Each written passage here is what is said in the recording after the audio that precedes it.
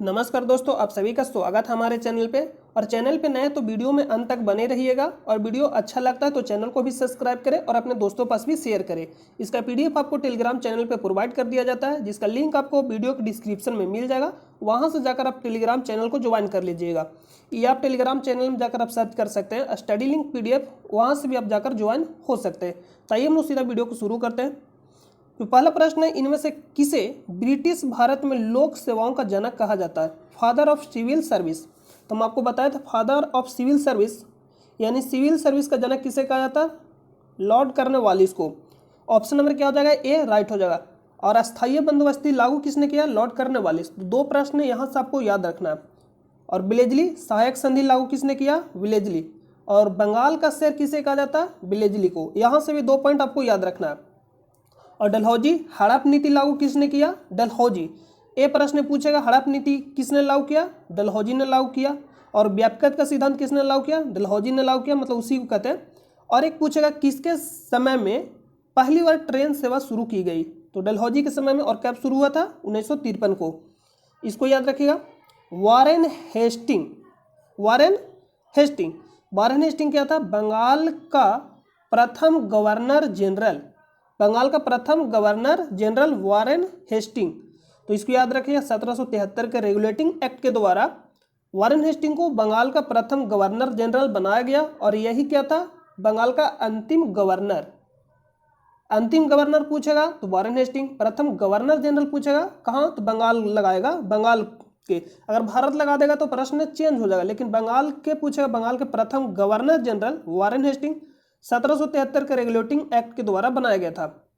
तो इसका क्या हो जाएगा आंसर? ऑप्शन नंबर, इस प्रश्न का आंसर हो जाएगा ऑप्शन नंबर ए। भारत में पहला समाचार पत्र किसने शुरू किया था? ये मोस्ट इंपोर्टेंट है। James Augustus Hicky. पूरा नाम क्या था? James Augustus Hicky. और कब? तो 1780 में। ये भी डेट भी पूछ लेता है, तो इसको भी याद रखिएगा। ऑप्शन नंबर बी राइट हो जाएगा। ऑप्शन नंबर क्या हो जाएगा? बी राइट हो जाएगा। नेक्स्ट प्रश्न है, कंप्यूटरों एवं अन्य उपकरणों का एक नेटवर्क जो एक अपेक्षाकृत छोटे स्थान तक सीमित होता है, यानी छोटे स्थान कहने का मतलब लोकल एरिया, क्या कहलाता है? तो लोकल एरिया नेटवर्क। सीधा फुल फॉर्म पूछेगा। और फुल फॉर्म क्या पूछता है? LAN का फुल फॉर्म क्या होता है, से फुल फॉर्म पूछेगा।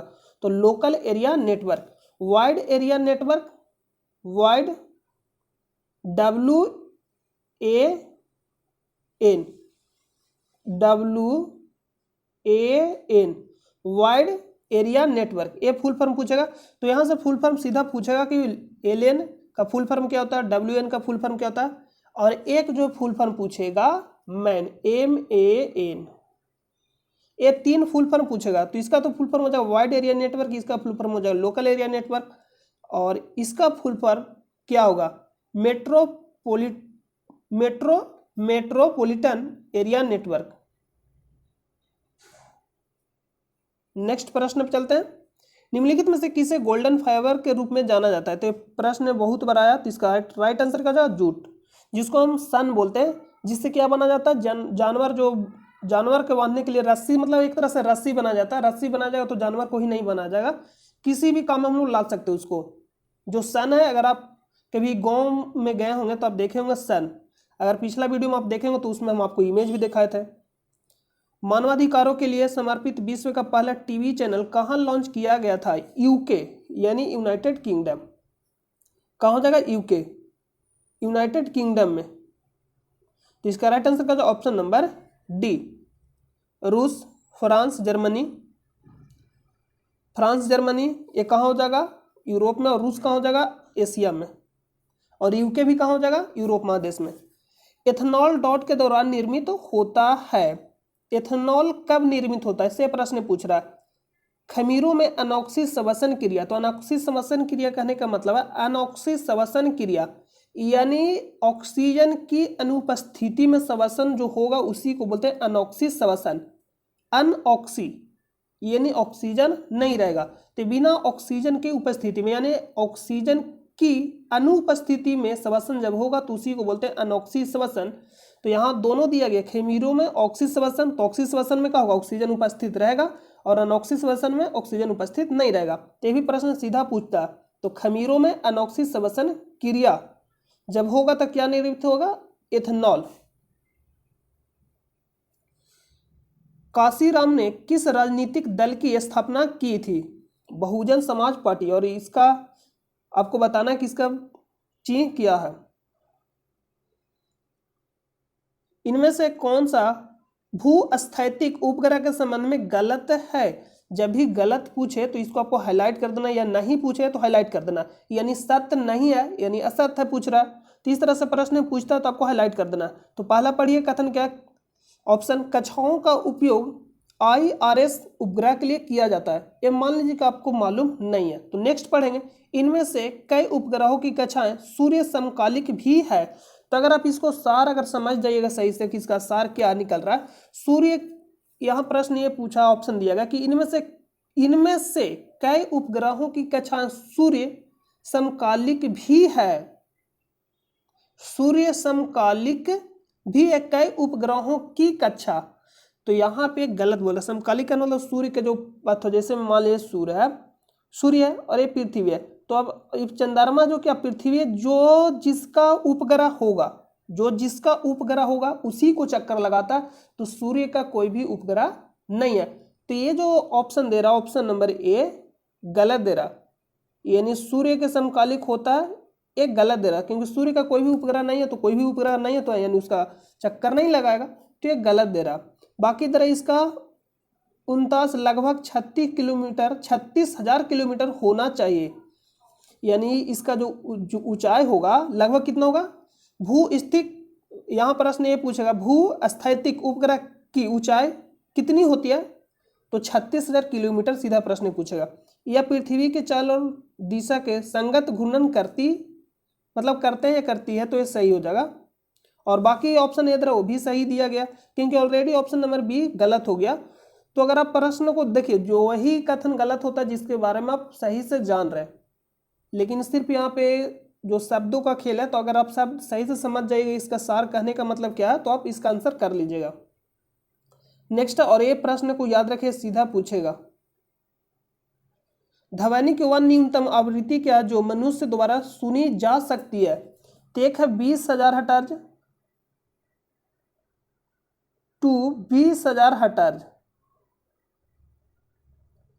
20,000 हर्ट्ज।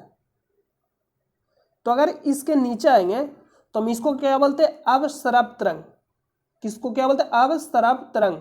क्या बोलते हैं? अवस्राव तरंग, जिसको हम इंग्लिश में बोलते हैं इंफ्रासोनिक वेव।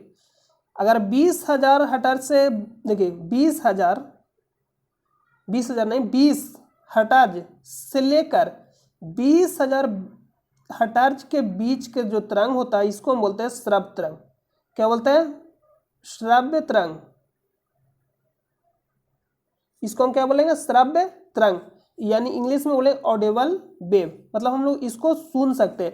और 20 हर्ट्ज से अगर नीचे आएगा तो इसको हम बोलेंगे अपश्रव्य तरंग, और 20,000 हर्ट्ज से ऊपर जाएगा तो हम लोग इसको क्या बोलेंगे? अल्ट्रासोनिक। क्या बोलेंगे? अल्ट्रासोनिक। और इसको क्या बोलेंगे? परावैगनिक प्रश्रव्य तरंग।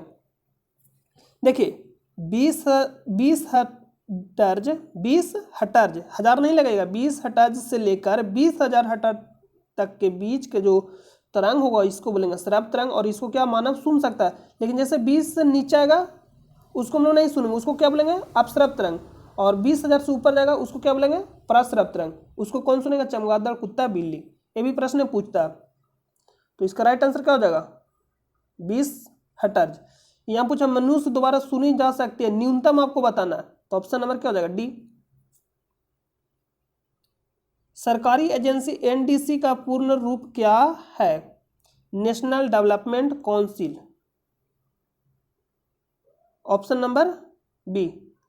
जियोग्राफिक शब्द किसके द्वारा गढ़ा गया था, यानी किसने दिया? इरेटोस्थनीज। ऑप्शन नंबर क्या हो जाएगा?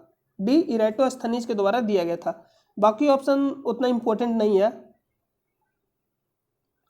चीनी यात्री ह्वेनसांग किसके शासनकाल में भारत आया था? तो मोस्ट इंपॉर्टेंट है, हास्य हर्षवर्धन, हास्य ह्वेनसांग। इस तरह से आपको याद रखना, हास्य हर्षवर्धन, हास्य ह्वेनसांग।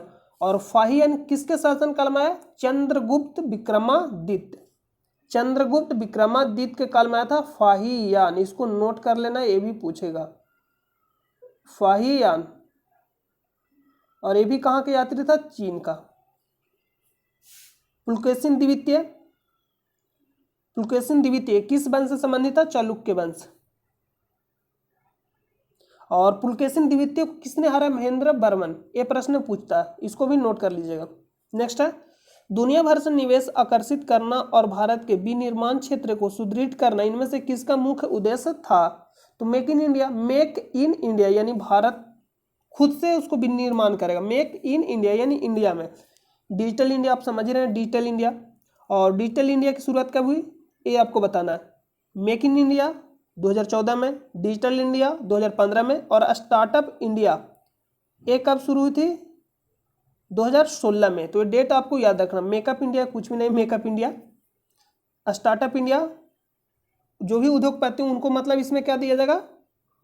उनको मतलब ये दिया जाएगा, इसलिए मतलब उद्योग से संबंधित था स्टार्टअप इंडिया।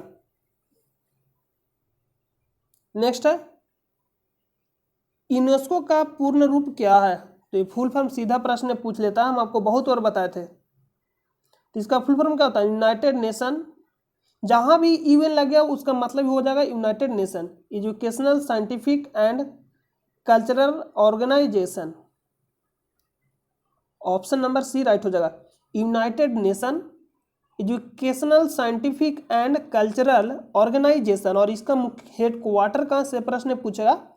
Head quarter. तो हेड क्वार्टर कहाँ हो जाएगा? न्यूयॉर्क। नेक्स्ट है, मृच्छकटिकम नामक साहित्य कृति के लेखक कौन है? तो कुछ नहीं पूछ रहा, मृच्छकटिकम नामक के लेखक कौन है से प्रश्न पूछ रहा साहब। मतलब एक लाइन में आप जान जाइए कि मृच्छकटिकम के लेखक कौन है, ये आपको बताना है। तो ऑप्शन नंबर क्या हो जाएगा? शूद्रक। चाणक्य के द्वारा कौन सा पुस्तक लिखा गया था? अर्थशास्त्र। कालिदास, मोस्ट इंपॉर्टेंट, इसको नोट करिएगा। अभिज्ञान शकुंतलम, अभिज्ञान शकुंतलम, मालविका अग्निमित्रम, और एक मेघदूत। तीनों लिखा गया किसके द्वारा? तो कालिदास के द्वारा। नेक्स्ट प्रश्न है, और यहाँ हर्ष नहीं याद रखना, हर्षचरित किसके द्वारा लिखा गया था? वान भट्ट। ये आपको ध्यान देना। नेक्स्ट है, तख्त ए अकबरी नामक मंच जहां पर अकबर का सम्राट के रूप में राज्याभिषेक किया गया था, किस राज्य में स्थित है? पंजाब। पंजाब राज्य हो जाएगा right answer, option number D. Punjab का लोकेशन देख सकते हैं, कौन साइड है? उत्तर साइड में। बेकिंग सोडा में पाए जाने वाला तत्व के नाम बताइए। तो सबसे पहले सूत्र आपको मालूम होना चाहिए। सूत्र क्या हो जाएगा? NaHCO3। सूत्र क्या होगा? NaHCO3। सोडियम बाइकार्बोनेट, ये क्या होता है? खाने वाला सोडा। और धोने वाला सोडा सोडियम, देखिए सोडियम बाइकार्बोनेट खाने वाला सोडा, और सोडियम कार्बोनेट ये धोने वाला सोडा। तो सोडियम बाइकार्बोनेट होता है यानी बेकिंग सोडा यानी खाने वाला सोडा। सोडियम होता है, हाइड्रोजन होता है, कार्बन होता है, और ऑक्सीजन भी होता है। पोटेशियम सल्फर नहीं होता है, ये भी रॉन्ग हो जाएगा। इसमें सल्फर दिया गया, ये भी रॉन्ग हो जाएगा, और इसमें भी सल्फर दिया गया। तो ऑप्शन नंबर 1 क्या बचेगा? सी, यानी सोडियम, हाइड्रोजन, कार्बन और oxygen. Option number C right हो जाएगा। नेक्स्ट है, अनुच्छेद 370 के मुख्य मसौदाकार कौन थे? नाम क्या था? एन गोपाल स्वामी अयंगर। ये फैक्ट प्रश्न आपको याद रखना पड़ेगा। हाँ, इसमें जो ऑप्शन दिया गया मोस्ट इंपोर्टेंट है। BR अम्बेडकर, संविधान सभा के जनक। लाल बहादुर शास्त्री, ताशकंद समझौता में गए थे, ताशकंद समझौता। और ये कहाँ पड़ता है? ताशकंद समझौता ये कहाँ पड़ता है? उज्बेकिस्तान में। और वहीं इनका क्या हो गया था? देहांत हो गया है, यानी ये इनका निधन हो गया, तो वहीं पे देहांत हो गया था इनका। और अभी तक पता नहीं चला था किस कारण से हुआ। लाल बहादुर शास्त्री जी का। और जय जवान जय किसान का नारा कौन दिए थे? लाल बहादुर शास्त्री। जय जवान जय किसान। सरदार वल्लभ भाई पटेल, बारदोली सत्याग्रह 1928 में हुआ था, मोस्ट इंपोर्टेंट है। और इसी सत्याग्रह में वल्लभ भाई पटेल को सरदार की उपाधि दिया गया था महिलाओं के द्वारा, इसको भी ध्यान देना। नेक्स्ट प्रश्न पे चलते हैं। तो नेक्स्ट प्रश्न है, सारा प्रश्न समाप्त हो गया। तो हम उम्मीद करते हैं कि आपको यह वीडियो अच्छा लगा होगा, और चैनल पर नए तो आप चैनल को सब्सक्राइब जरूर कर लें, और इसका पीडीएफ चाहते हैं तो टेलीग्राम चैनल से ज्वाइन हो जाइएगा, जिसका लिंक आपको वीडियो के डिस्क्रिप्शन में मिल जाएगा। तो मिलते हैं हम नेक्स्ट वीडियो में, तब तक के लिए नमस्कार।